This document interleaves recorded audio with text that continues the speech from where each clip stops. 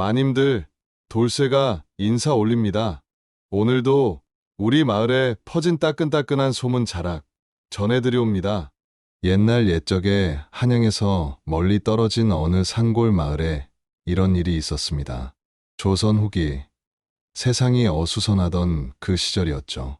마을 한편에 자리한 낡은 기와집에는 젊은 과부 한 사람이 홀로 살아가고 있었습니다. 정씨 부인이라 불리던 이 여인은 25의 나이에 벌써 홀몸이 되어버린 처지였어요. 남편이 세상을 떠난 지도 벌써 3년째, 한때는 마을에서 손꼽히던 양반집 며느리였지만 이제는 쇠락한 집안의 그림자일 뿐이었습니다. 정씨 부인의 집안은 남편이 급작스럽게 세상을 떠난 뒤로 하루가 다르게 기울어져 갔어요. 시아버지는 이미 몇 해 전에 돌아가셨고 시어머니마저 병으로 누워 지내다가 작년 겨울에 세상을 등지셨습니다. 집안의 기둥이던 남자들이 모두 사라지자 논밭은 하나둘 팔려나갔고 하인들도 뿔뿔이 흩어져 버렸죠. 마을 사람들은 정씨 부인을 보며 혀를 찼습니다. 아이고, 저 집도 이제 끝이구나. 젊은 과부가 혼자서 뭘 할 수 있겠어.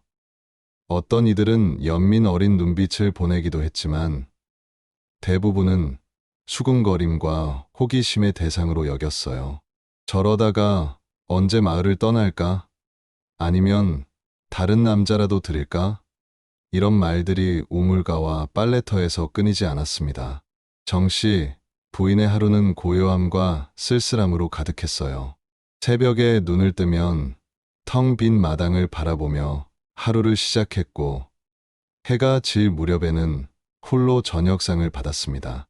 밥상 위에는 언제나 그릇 하나만 놓여 있었죠.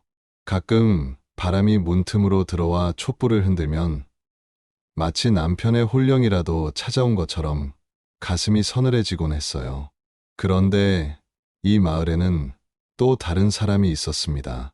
마을 지주인 김 부자댁에서 일하는 머슴 한 명이었어요. 이름은 석이라 했는데 28배 나이에도 장가를 가지 못한 채 남의 집 일만 하며 살아가는 처지였습니다. 석이는 키가 훤칠하고 어깨가 넓어서 일꾼으로서는 더할 나위 없이 좋은 체격을 가지고 있었어요. 하지만 집안도 변변찮고 돈도 없어서 혼사는 언감생심이었죠. 석이는 마음씨가 착했습니다. 주인집 일을 성실히 해낼 뿐만 아니라 마을의 어려운 이웃들을 돌보는 일도 마다하지 않았어요. 혼자 사는 노인네들의 장작을 패주기도 하고 아픈 사람이 있으면 약초를 캐다 주기도 했습니다. 그런 석이의 눈에 정씨 부인의 처지가 안쓰럽게 보이지 않을 리 없었죠. 어느 가을날이었습니다. 석이가 주인집 논의를 마치고 돌아오는 길에 정씨 부인의 집 앞을 지나게 되었어요.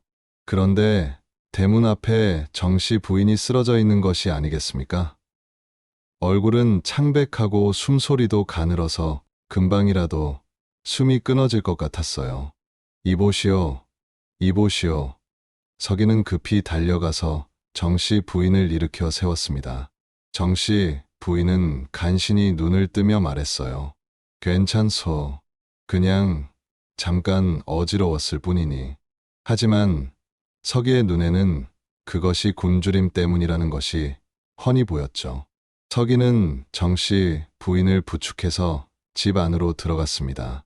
부엌을 들여다보니 쌀독은 텅 비어있고 장독대도 썰렁하기 그지없었어요.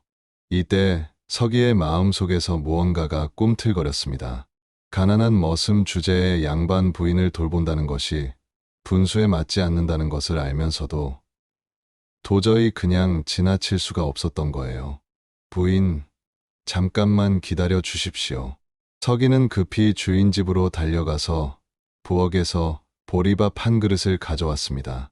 김치와 된장국까지 곁들여서 말이죠. 물론 몰래 가져온 것이었어요.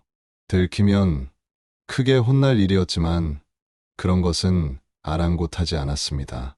정씨 부인은 석이가 내민 밥그릇을 보며 당황했어요. 이럴 수는 없소.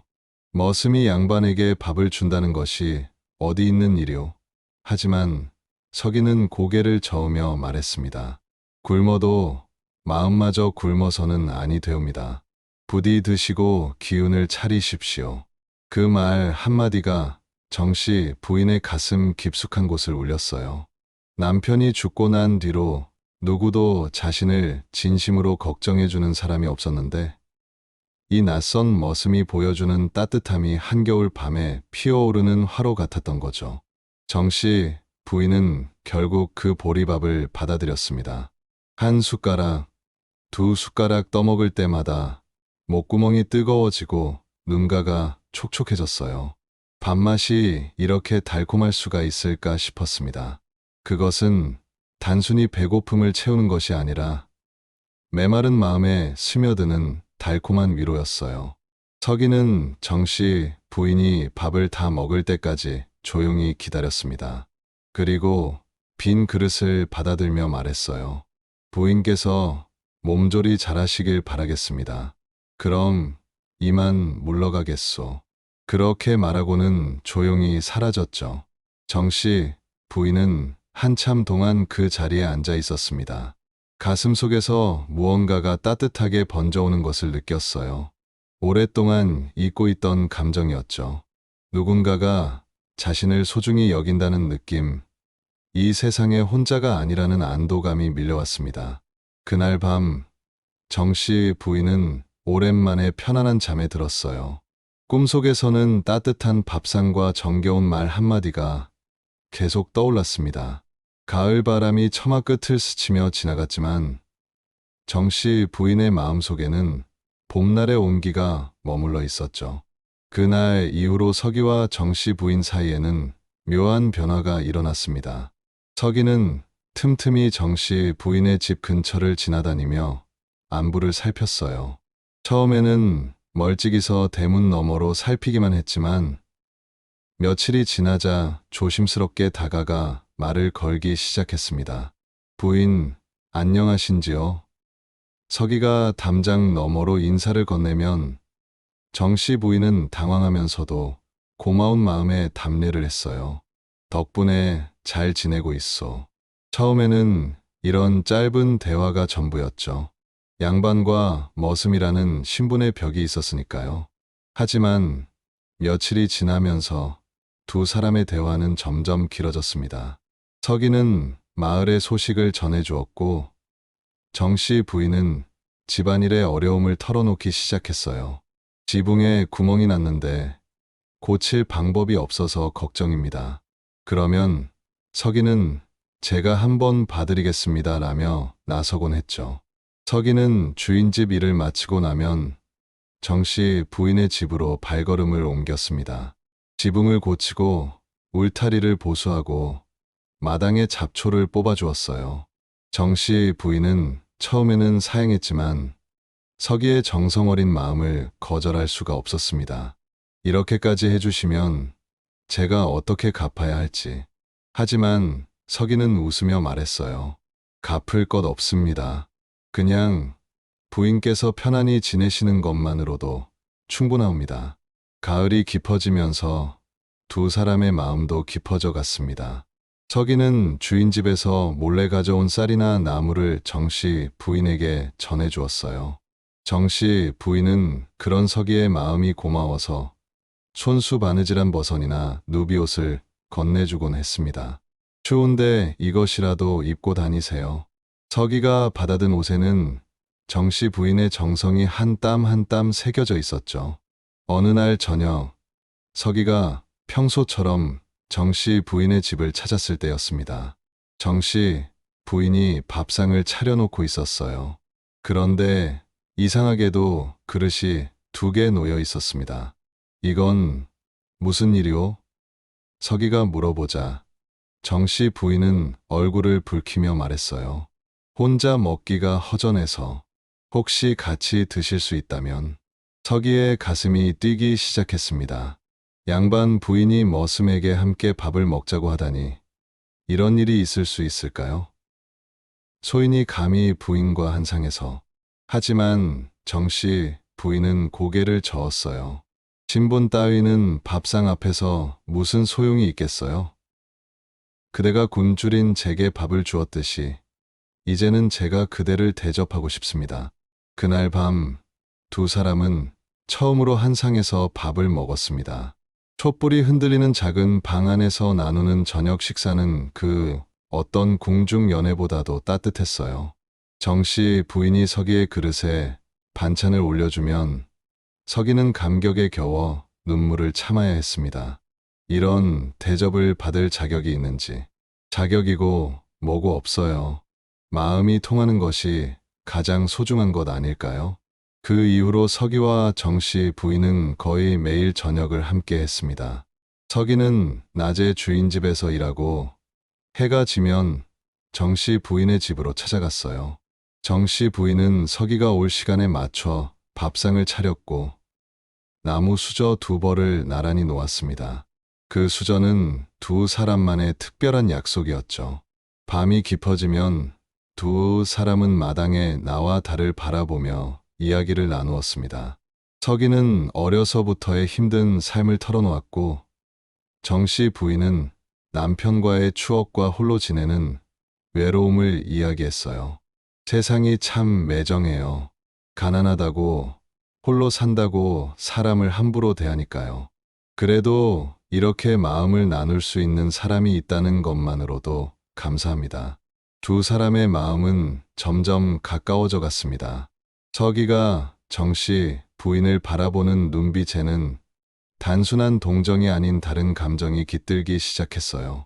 정씨 부인 역시 서기의 따뜻한 마음씨와 성실한 모습에 마음이 끌렸습니다. 하지만 두 사람 모두 그 마음을 쉽게 드러내지는 못했죠. 신분의 차이가 엄연히 존재했으니까요. 어느 날 밤 갑자기 비가 내리기 시작했습니다. 서기는 정씨 부인의 집에서 비를 피하게 되었어요. 처음으로 밤늦게까지 함께 있게 된 두 사람은 촛불 아래서 조용히 대화를 나누었습니다. 빗소리가 지붕을 두드리는 가운데 두 사람의 마음도 조용히 두근거렸어요. 부인, 서기가 조심스럽게 입을 열었습니다. 소인이 이런 말씀을 드려도 될지 모르겠지만 무슨 말인지 들어보겠어요. 정씨 부인의 목소리도 떨리고 있었어요. 소인은 부인을 그저 불쌍히 여기는 것이 아니옵니다. 진심으로. 하지만 서기는 끝내 그 말을 하지 못했어요. 정씨 부인은 서기의 마음을 알고 있었습니다. 자신도 마찬가지였으니까요. 하지만 두 사람 사이에는 넘을 수 없는 벽이 있었어요. 양반과 머슴, 과부와 총각. 세상의 시선이 얼마나 차가울지 뻔했습니다. 그날 밤 비가 그치고 나서 서기는 정씨 부인의 집을 떠났습니다. 두 사람 모두 무언가 달라진 것을 느꼈어요. 말로 하지 않았지만 서로의 마음을 확인한 밤이었습니다. 하지만 그것이 기쁨인지 슬픔인지는 알 수 없었어요. 그 이후로도 두 사람은 계속 만났습니다. 밥상 위의 나무 수저 2벌은 여전히 두 사람만의 약속이었고 작은 기쁨이었어요. 하지만 동시에 그것은 위험한 비밀이기도 했습니다. 마을 사람들의 눈을 피해가며 나누는 조심스러운 만남이었죠.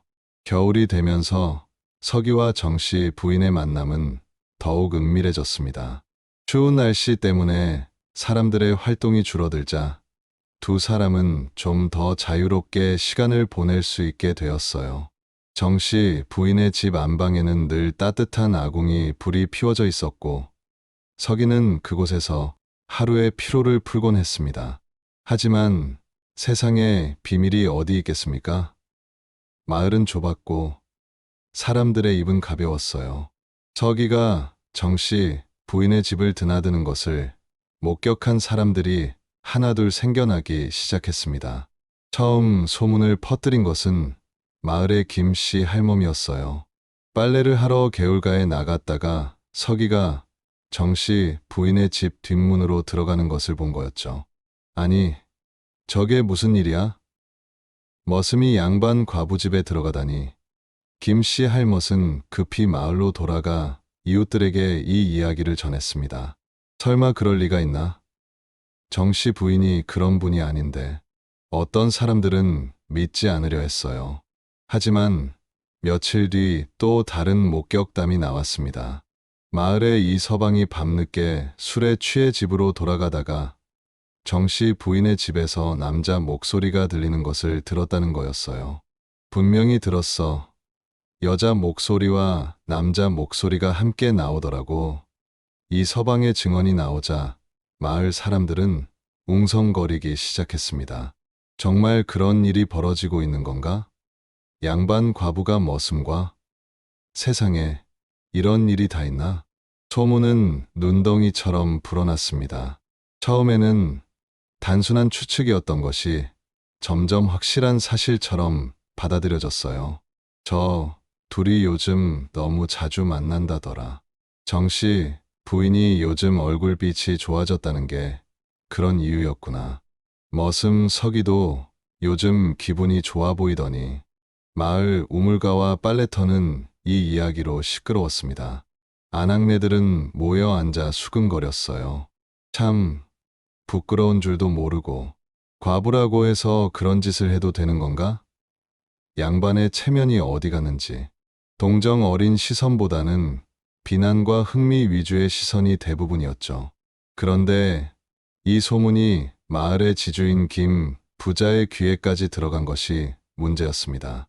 김 부자는 서기의 주인이었을 뿐만 아니라 마을에서 가장 권력이 센 사람이었어요.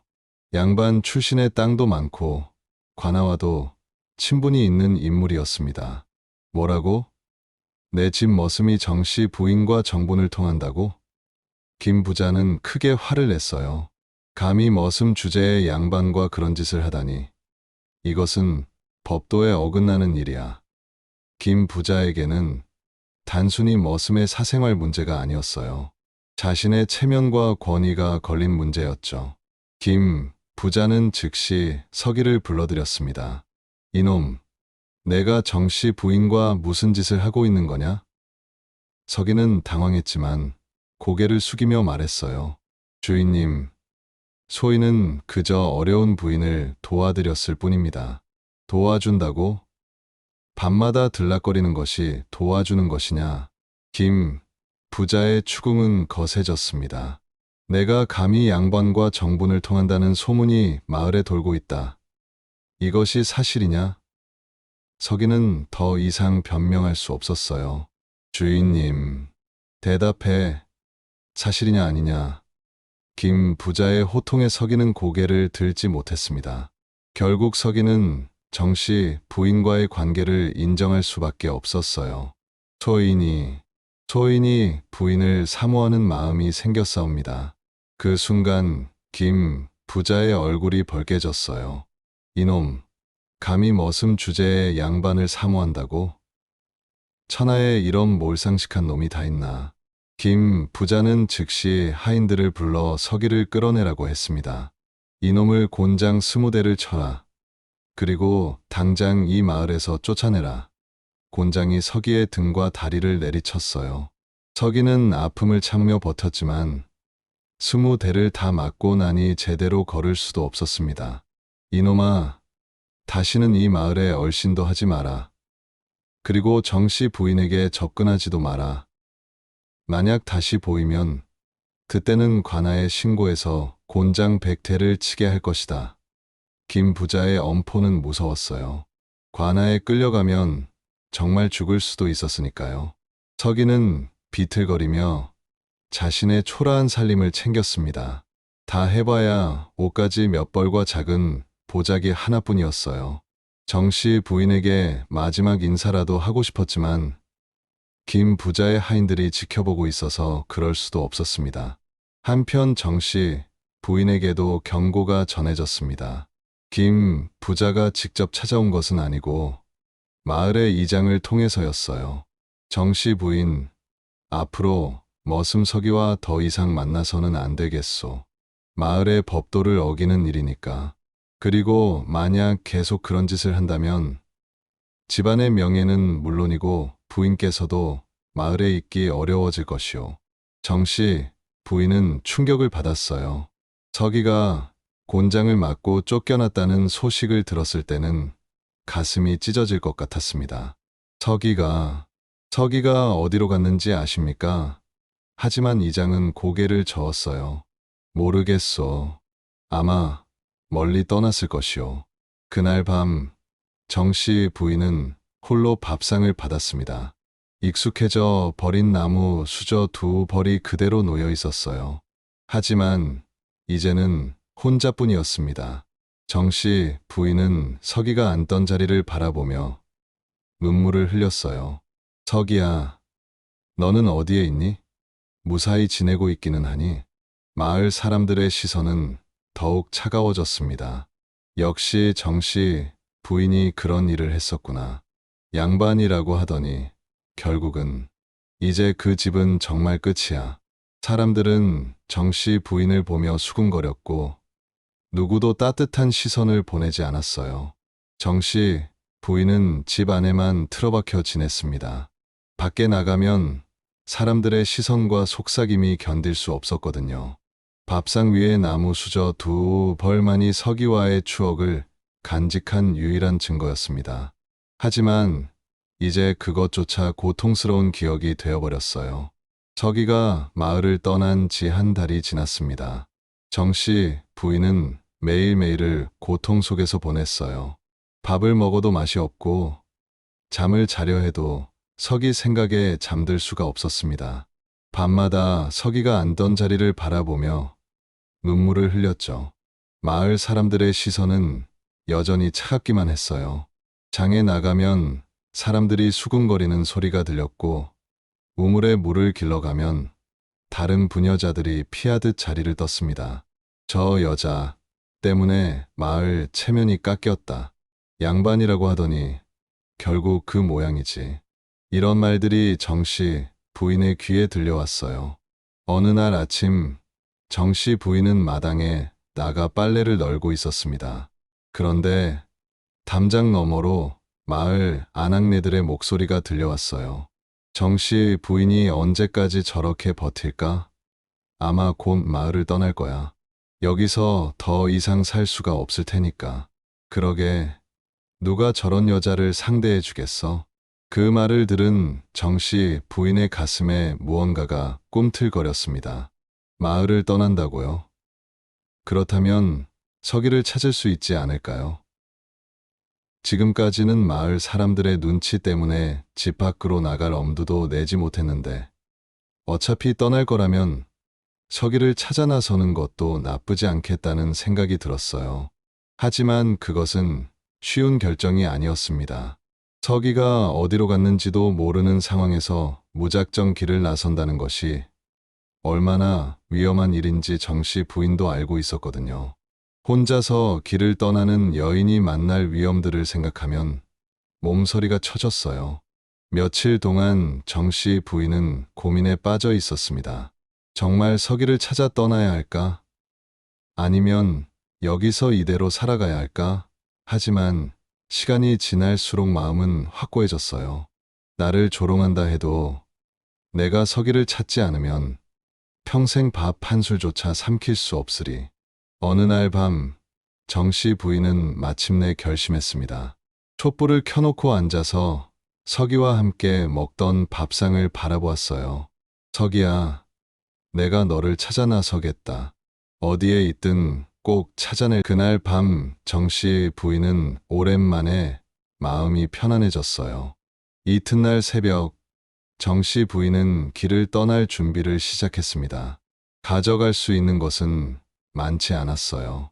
옷가지 몇 벌과 약간의 쌀, 그리고 가장 소중한 것인 나무 수저 한 쌍이었습니다. 서기와 함께 사용하던 그 수저는 정씨 부인에게 희망의 상징이었거든요. 정씨 부인은 보자기에 짐을 싸면서 눈물을 흘렸어요. 이 집에서의 추억들이 떠올랐거든요. 남편과 함께 살던 행복했던 시절, 그리고 서기와 함께 밥을 먹으며 웃던 따뜻한 밤들 말이에요. 이제 이 모든 것을 뒤로하고 떠나야 하는구나. 해가 뜨기 전 정 씨 부인은 조용히 집을 나섰습니다.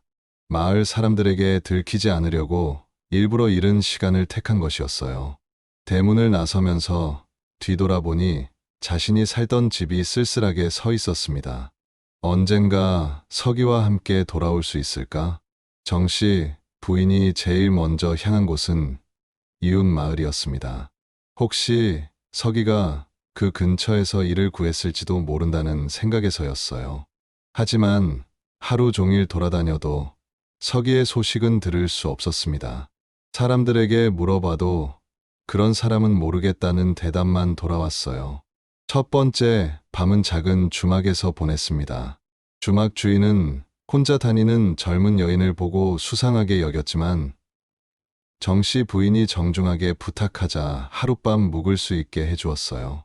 부인, 혼자 다니시기에는 세상이 너무 위험합니다. 조심하세요. 주인의 충고가 마음에 와닿았어요. 이튿날부터 정 씨 부인의 본격적인 수소문이 시작되었습니다. 장터에 나가서 상인들에게 물어보고 길 가는 사람들에게도 서기의 인상착의를 말하며 봤는지 물어봤어요.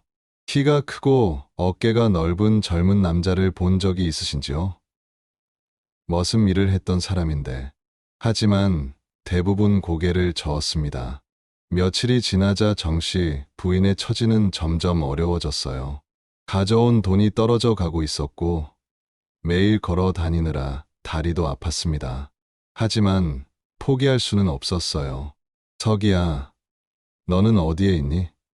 제발 무사하기만 해라. 어느 날 오후 한 장터에서 정 씨 부인은 희망적인 소식을 들었습니다. 나무를 파는 상인이 말하기를 그런 사람 같으면 며칠 전에 봤는데요. 남쪽으로 가는 길에서 짐을 지고 가더라고요. 정 씨 부인의 가슴이 뛰기 시작했어요. 정말인가요? 정말 그런 사람을 보셨나요? 확실하지는 않지만 말씀하신 인상착의와 비슷했어요. 혼자서 무거운 짐을 지고 힘들어 하더라고요. 상인의 말에 정 씨 부인은 희망을 품었어요. 비록 확실하지 않더라도 이것이 유일한 단서였습니다. 정 씨 부인은 즉시 남쪽으로 향했습니다. 발이 부르트고 몸이 아파도 걸음을 멈추지 않았어요. 밤에는 노숙을 하기도 하고 가끔은 친절한 사람들의 도움을 받아 처마 밑에서 잠을 자기도 했습니다. 보자기 속의 나무 수저를 만지며 서기야, 조금만 기다려. 내가 꼭 찾아낼게 라고 중얼거렸어요. 길을 떠난 지 열흘이 지났을 무렵 정 씨 부인은 또 다른 소식을 들었습니다. 어느 마을의 이장이 말하기를 그런 사람이라면 우리 마을에서 며칠 일하다가 또 떠났습니다. 일꾼을 구한다는 소문을 듣고 더 남쪽으로 갔어요. 정 씨 부인의 마음에 다시 희망이 샘솟았어요. 정말 그 사람이 맞나요? 어떤 모습이었나요? 정 씨 부인의 간절한 물음에 이장은 고개를 끄덕였어요. 키가 크고 성실해 보이는 젊은이였어요. 말수는 적었지만 일은 정말 열심히 하더라고요. 무슨 큰 걱정이라도 있는 것 같았어요. 그 말을 들은 정 씨 부인은 확신했습니다. 그것이 바로 석이라는 것을 말이에요. 큰 걱정이 있는 것 같았다는 말이 특히 가슴에 와닿았어요. 석이도 자신과 헤어진 것을 아파하고 있을 거라는 생각이 들었거든요.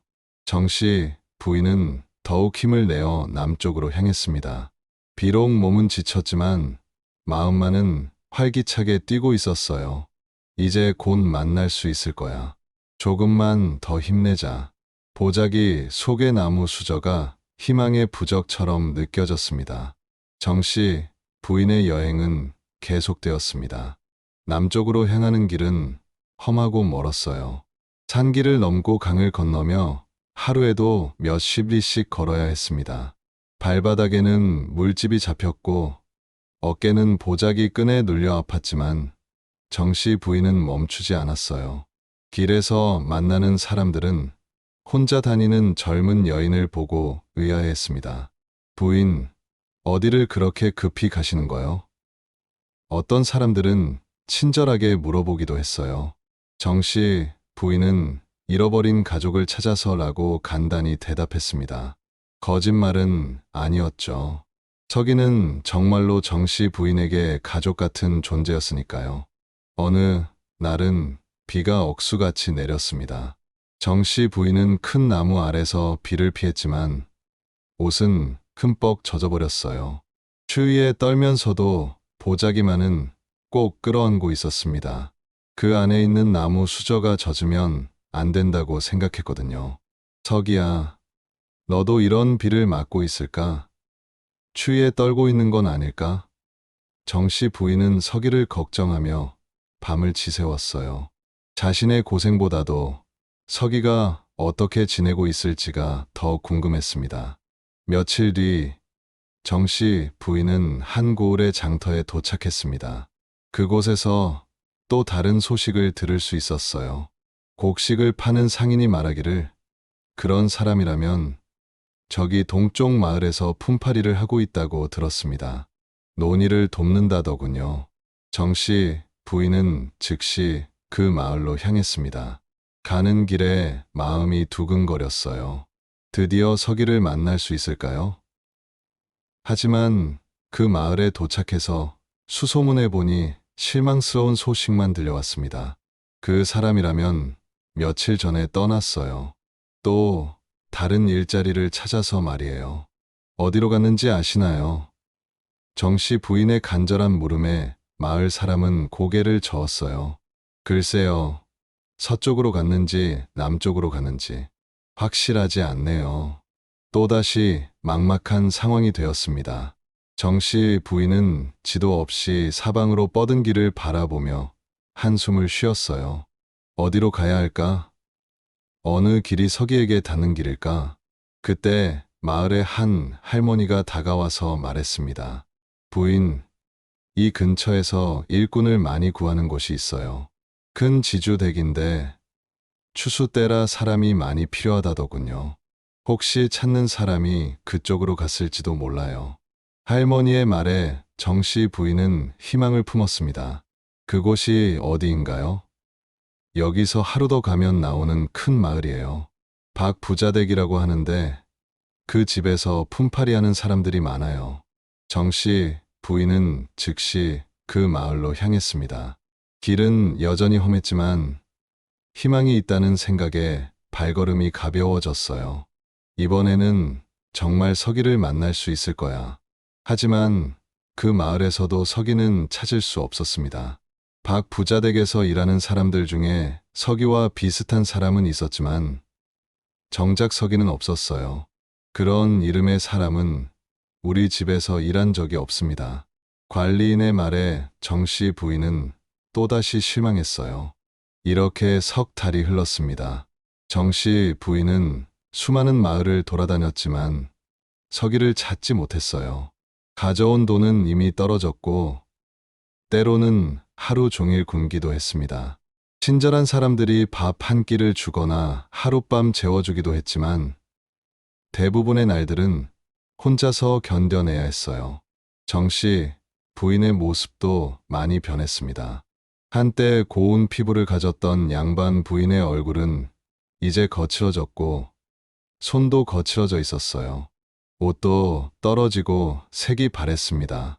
하지만 눈빛만은 여전히 반짝이고 있었어요. 서기를 찾겠다는 의지가 꺾이지 않았거든요. 어느 날 저녁 정씨 부인은 작은 주막에서 하룻밤을 보내게 되었습니다. 주인 할머니가 불쌍히 여겨서 공짜로 재워준 것이었어요. 부인, 도대체 무엇을 찾아서 이렇게 고생하고 다니시는 거요? 정씨 부인은 처음으로 자신의 이야기를 털어놓았습니다. 서기와의 만남, 함께 보낸 따뜻한 시간들, 그리고 헤어지게 된 슬픈 사연까지 모든 것을 말했어요. 할머니는 눈물을 흘리며 들었습니다. 아이고, 그런 사연이 있었구나. 진짜 사랑이었네. 할머니의 위로에 정씨 부인도 눈물을 흘렸어요.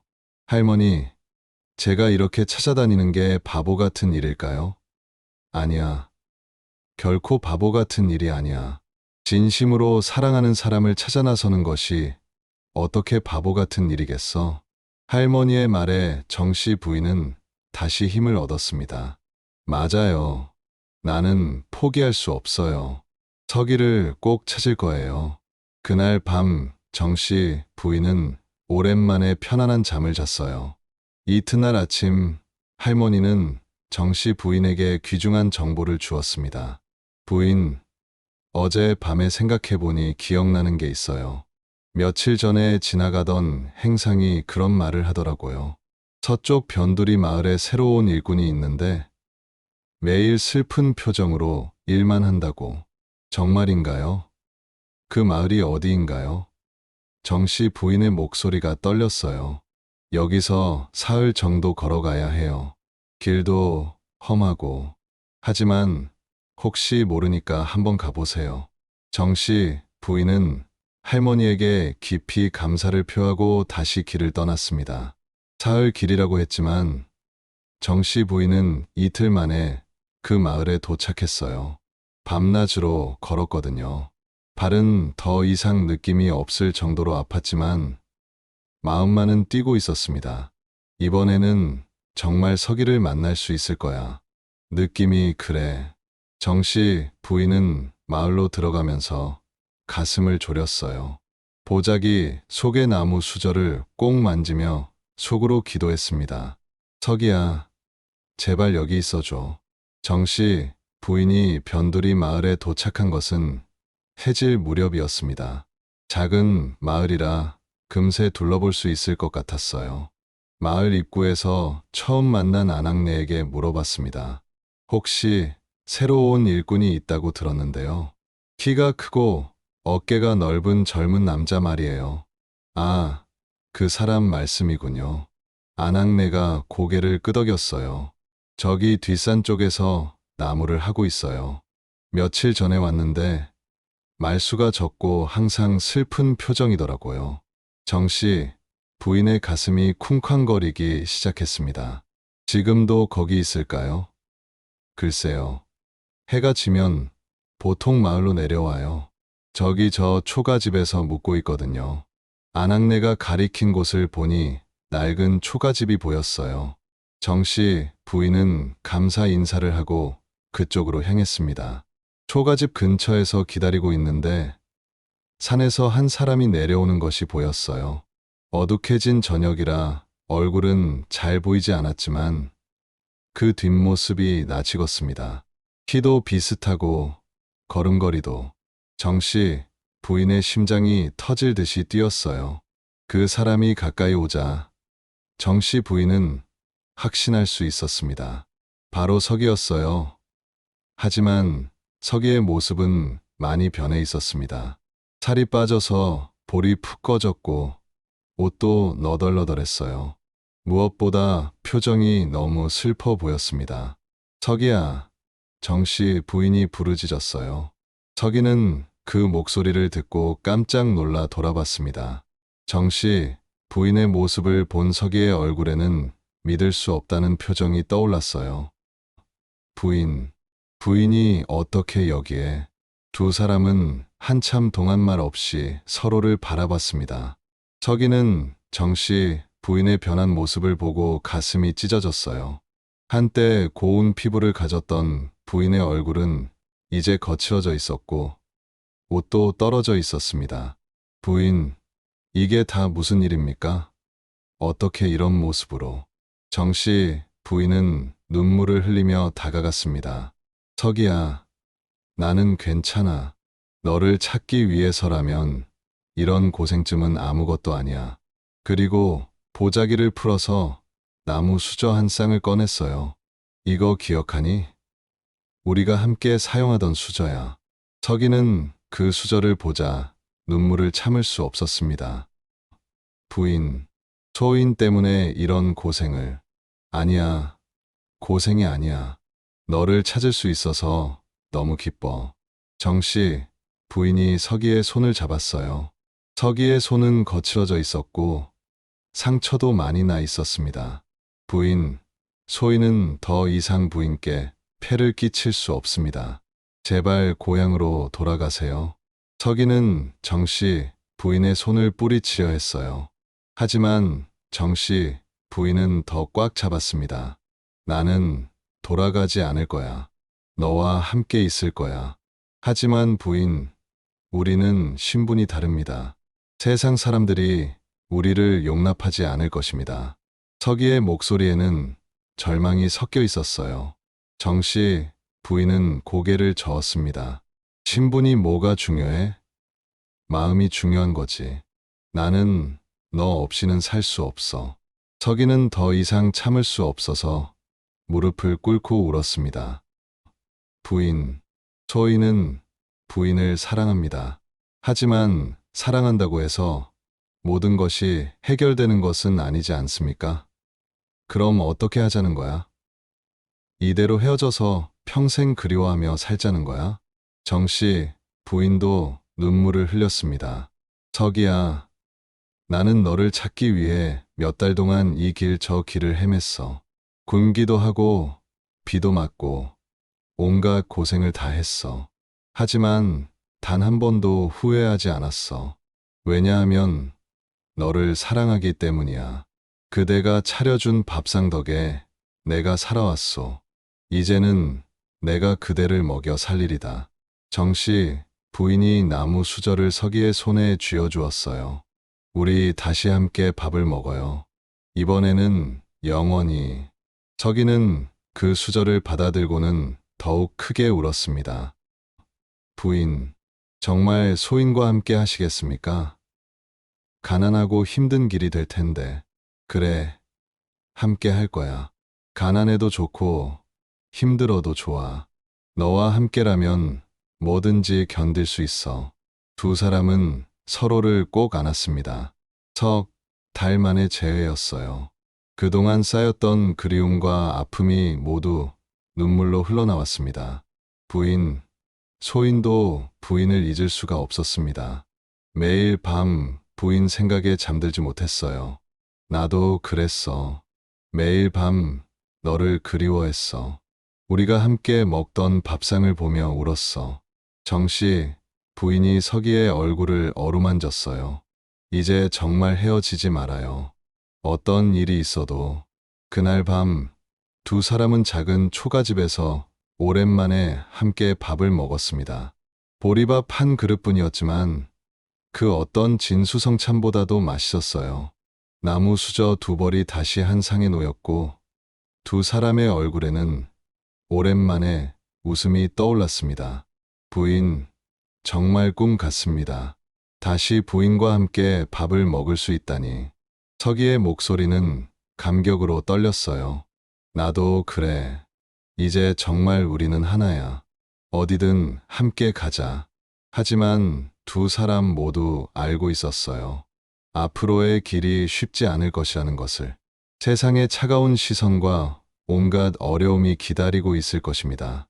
하지만 그런 것은 중요하지 않았어요. 서로가 있다면 뭐든지 견딜 수 있을 것 같았거든요. 서기야, 우리 어디로 갈까?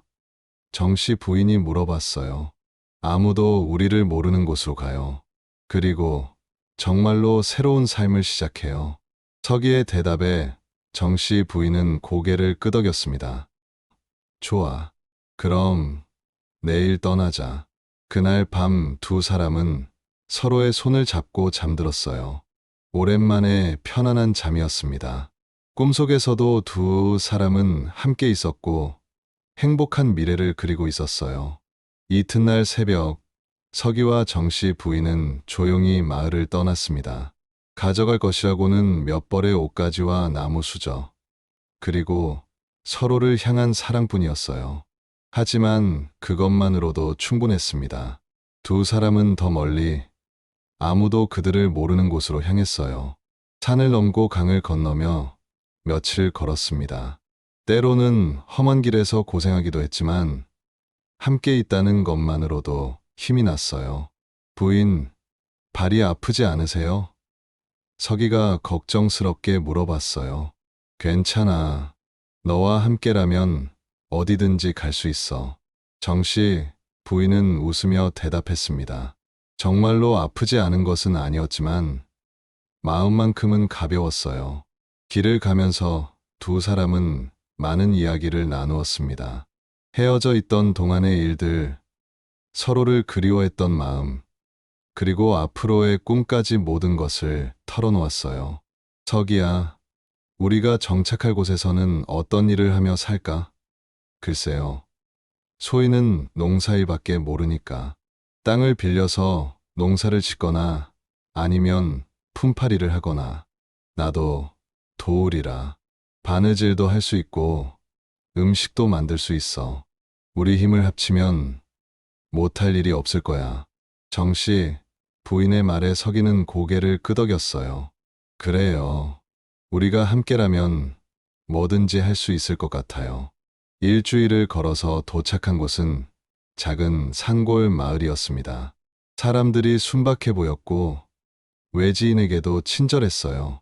마을 이장에게 사정을 이야기하니 빈집 한 채를 빌려주겠다고 했습니다. 새로 온 부부구나. 어디서 왔는고? 먼 곳에서 왔습니다. 이곳에서 새로운 삶을 시작하고 싶어요. 이장은 서기와 정씨 부인을 부부로 여겼어요. 두 사람도 굳이 바로잡지 않았습니다. 어차피 곧 폴레를 올릴 생각이었거든요. 그럼 저기 저 집을 써라. 주인이 다른 곳으로 이사 가서 비어 있거든. 이장이 가리킨 집은 작고 낡았지만 두 사람에게는 궁궐 같았어요.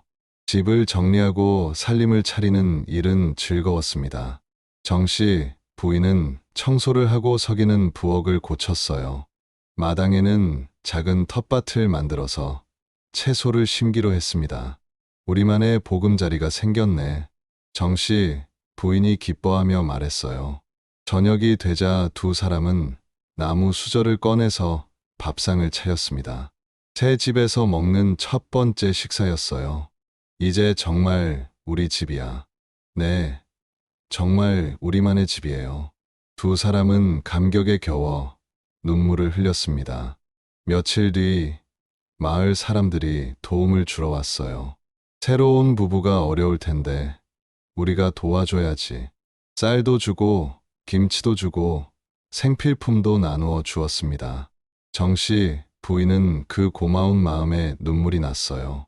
정말 좋은 사람들이에요. 서기는 마을에서 농사일을 도우며 품삯을 받았어요. 정씨 부인은 바느질과 음식 만드는 일을 했습니다. 비록 돈은 많이 벌지 못했지만 하루하루가 행복했어요. 무엇보다 함께 있다는 것이 가장 큰 기쁨이었습니다. 한 달 뒤 두 사람은 마을에서 간소한 혼례를 올렸어요. 마을 사람들이 모두 축하해 주었습니다.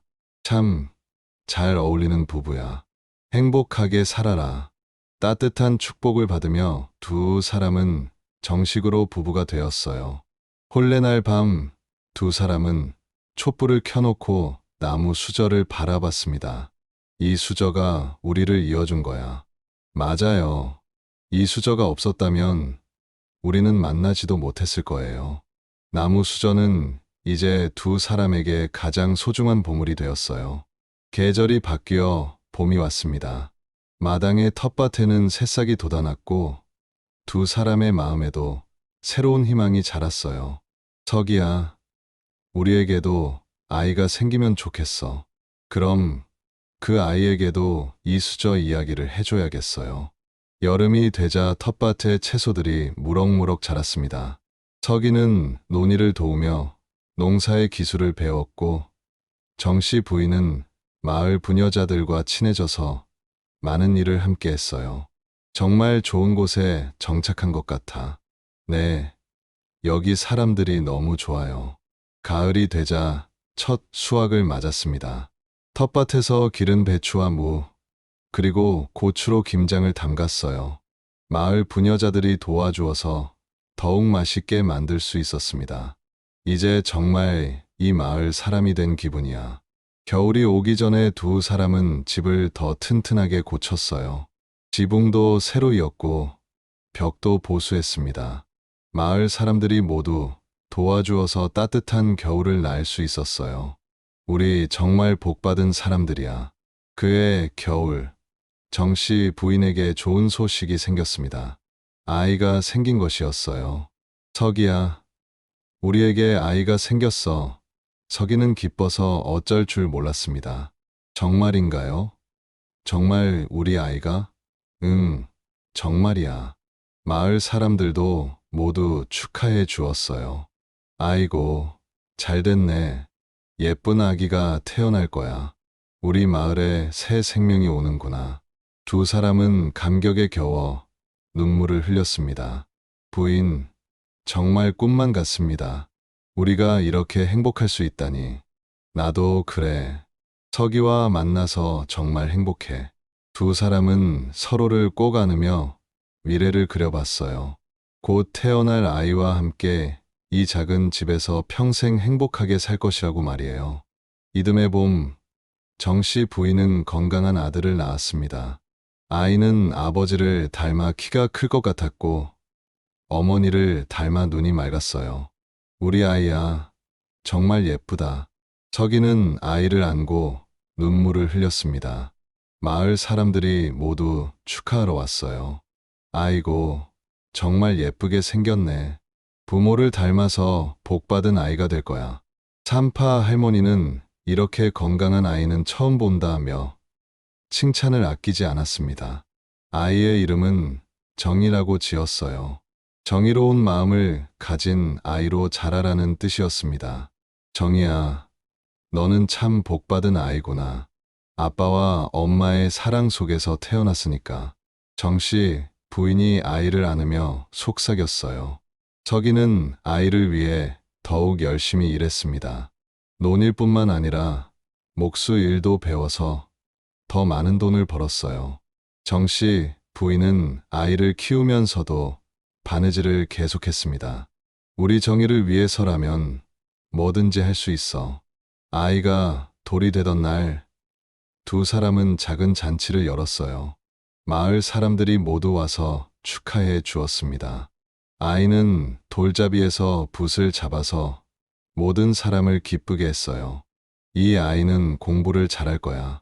훌륭한 사람이 될 것 같아. 그날 밤, 석이와 정씨 부인은 아이를 재우고 나서 이야기를 나누었습니다. 부인, 우리가 이렇게 행복할 수 있을 줄 누가 알았겠어요? 정말 그래. 처음에는 이렇게 될 줄 몰랐어. 두 사람은 나무 수저를 바라보며 감회에 젖었어요. 이 수저가 우리에게 행운을 가져다 준 것 같아요. 맞아. 이 수저 덕분에 우리가 만났고, 사랑하게 됐고, 이렇게 행복한 가정을 이룰 수. 정씨 부인이 나무 수저를 쓰다듬으며 말했습니다. 석이는 진지하게 말했어요. 부인, 우리 정이가 자라면 이 이야기를 들려줘야겠어요. 어떻게 우리가 만났는지, 얼마나 힘든 일을 겪었는지, 그리고 진정한 사랑이 무엇인지. 좋은 생각이야. 정이가 커서 이 이야기를 들으면 감동받을 거야. 해가 지나면서 정이는 무럭무럭 자랐습니다. 말도 빨리 배우고 걸음마도 빨리 뗐어요. 마을 사람들은 모두 정이를 사랑했습니다. 정말 똑똑한 아이야. 부모를 닮아서 착하기도 하고. 정이가 3살이 되던 해, 석이는 마을에서 작은 땅을 얻을 수 있었어요. 그동안 열심히 일해서 번 돈으로 산 것이었습니다. 이제 정말 우리만의 땅이 생겼어. 우리 정이가 클 때까지 이 땅에서 농사 지으며 살자. 정이가 5살이 되자 석이와 정씨 부인은 아이에게 나무 수저 이야기를 들려주기 시작했어요. 정이야, 이 수저에는 특별한 이야기가 있단다. 정이는 눈을 반짝이며 들었습니다. 아빠와 엄마가 어떻게 만났는지 알고 싶니? 네, 알고 싶어요. 정의의 대답에 두 사람은 웃으며 이야기를 시작했어요. 처음 만났던 날의 이야기부터 함께 밥을 먹던 일, 헤어지게 된 슬픈 사연, 그리고 다시 만나게 된 기적 같은 이야기까지 모든 것을 들려주었습니다. 정의는 이야기를 들으며 때로는 웃고, 때로는 울었어요. 아빠, 엄마가 아빠를 찾아서 그렇게 멀리까지 갔다고요? 그래. 엄마는 아빠를 정말 사랑했거든. 와, 엄마 정말 대단해요. 이야기를 다 듣고 난 정희는 나무 수저를 소중히 만져봤어요. 이 수저가 아빠와 엄마를 이어준 거네요. 맞아, 정희야. 그래서 이 수저는 우리 가족의 보물이야. 정씨, 부인이 아이의 머리를 쓰다듬으며 말했습니다. 정희야, 이 이야기에서 무엇을 배웠니? 서기가 물어봤어요. 정희는 잠깐 생각하더니 대답했습니다. 진짜 사랑은 어떤 어려움이 있어도 포기하지 않는 거예요. 그리고 마음이 중요한 거지. 다른 건 중요하지 않아요. 서기와 정씨 부인은 아이의 대답에 깊이 감동했어요. 우리 정희가 정말 똑똑하구나. 맞아. 진짜 사랑의 의미를 벌써 알고 있네. 그날 밤 정희가 잠든 후에 두 사람은 다시 이야기를 나누었습니다. 우리가 겪은 일들이 헛되지 않았어요. 정희에게 좋은 교훈을 줄 수 있었으니까. 그래, 우리의 사랑이 정희에게도 전해졌으면 좋겠어. 세월이 흘러 정희가 10살이 되었을 때 마을에 새로운 가족이 이사를 왔어요. 신분이 다른 남녀가 사랑해서 함께 온 것이었습니다. 마을 사람들은 처음에는 수군거렸지만 서기와 정씨 부인이 나서서 그들을 도왔어요. 사랑에는 귀천이 없어요. 마음이 통하면 그것으로 충분하죠. 서기의 말에 마을 사람들도 고개를 끄덕였습니다. 그들의 이야기를 알고 있던 사람들은 더욱 감동했어요. 그 해 가을, 마을에 옛날 이야기를 수집하는 선비가 왔습니다. 서기와 정씨 부인의 이야기를 들은 선비는 크게 감동했어요. 이런 아름다운 사랑 이야기가 있다니 꼭 기록에 남겨야겠습니다. 선비는 두 사람의 이야기를 자세히 적었어요. 그리고 마지막에 이렇게 썼습니다. 세상의 법도와 체면은 한 인간의 삶을 얽매지만 사랑은 끝내 그 굴레를 벗겨내는 법입니다. 밥 한 그릇에 담긴 진심은 신분도 체면도 넘어섭니다. 진심천금, 진실한 마음은 천금보다 귀하다는 말처럼 결국 사람을 살리고 인연을 이어주는 힘은 마음뿐입니다. 그 이야기는 나중에 책으로 만들어져서 많은 사람들에게 전해졌어요. 서기와 정씨, 부인의 사랑 이야기는 후세 사람들에게 진정한 사랑의 의미를 가르쳐주는 교훈이 되었습니다. 정희는 그 책을 읽고 자랑스러워했어요. 우리 부모님의 이야기가 책이 되다니. 그리고 나중에 정희도 부모님처럼 진실한 사랑을 하는 사람이 되었답니다. 이렇게 하여 나무 수저 한 쌍으로 시작된 사랑 이야기는 오래오래 전해져 내려갔습니다. 그리고 지금도 어디선가 진실한 사랑을 꿈꾸는 사람들에게 희망과 용기를 주고 있을 것입니다.